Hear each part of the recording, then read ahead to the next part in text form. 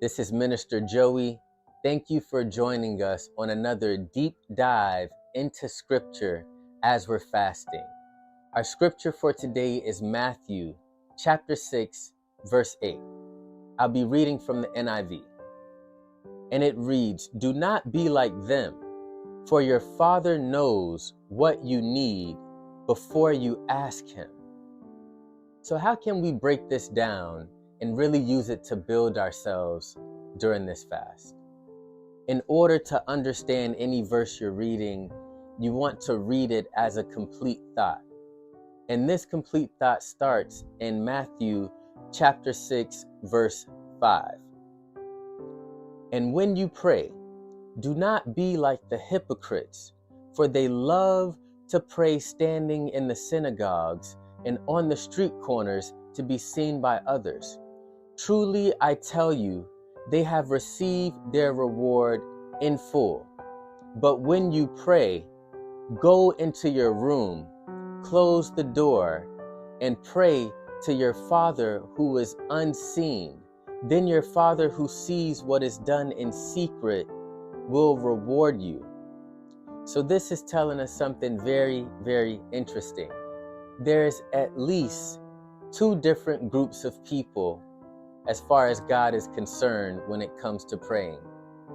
There's those who will be rewarded by man and those who will be rewarded by God. When you pray so that others can see you, when you pray so that some other man or woman can be impressed, those are the prayers that only get rewarded by man.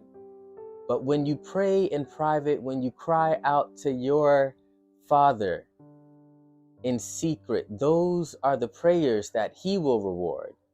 That's what Jesus is revealing to us here. So as we read a little bit further, we see something that's really going to shock us.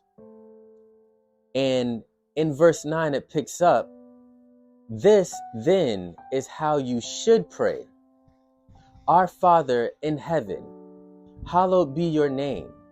Your kingdom come, your will be done."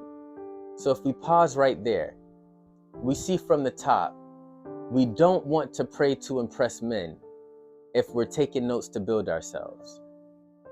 And here, first and foremost, any prayer should be rooted and founded on God's will.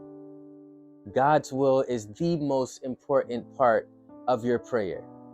So after you check off those two boxes, listen to what Jesus says here. "Your kingdom come, your will be done on earth as it is in heaven.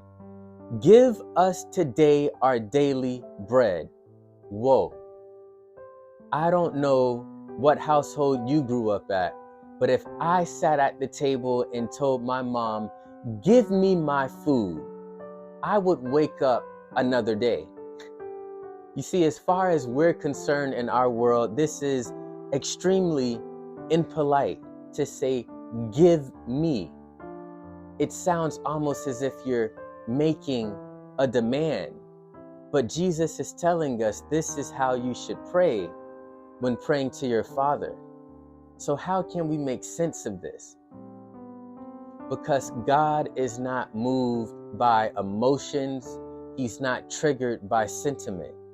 So this means when you pray, when you say, "God, pretty, please, can you do it for me?" That's not what pushes God into action. When you say, "God, I just need it. If I don't get it, I'll be so sad," that's not what moves the hand of God. God does not work solely off emotions or how we feel. This is evident by what is spoken in Romans chapter 9. Paul quotes a section from Malachi and it says, "For Jacob I loved, Esau I hated." Now, if you know the story of Jacob and Esau, Esau is the oldest brother, and Isaac is about to pass away, and he wants to anoint his sons, give them blessings. Jacob steals the birthright from Esau. But if Jacob if God loved Jacob, why couldn't the creator of the universe just give the birthright to the second born son? Why couldn't he just give the blessing to the one that he loved? Because there are spiritual principles in place that God simply does not override. Some call them principles, spiritual laws, spiritual rules, whatever you want to call them. The realm of the spirit is not governed by emotions or sentiment. They're founded on principles that God will uphold. So as you see, coming back to our chapter in Matthew, when you pray, God is responding to a covenant that he made. When you pray, pray from a stance of knowing what God has promised to do for you. It's not your pleas that moves God. It's your knowledge of God's promise that he will uphold because he is righteous and he is a good God.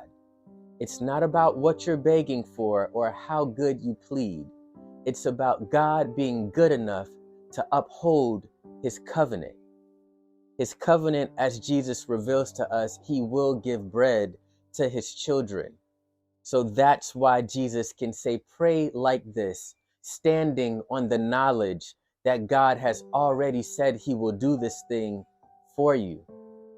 I know it doesn't make sense in our natural lives, but ask yourselves, as long as you've been going to church, you've come across a leader, a pastor, a man or woman of God, someone who may have a drug addiction or a lust problem.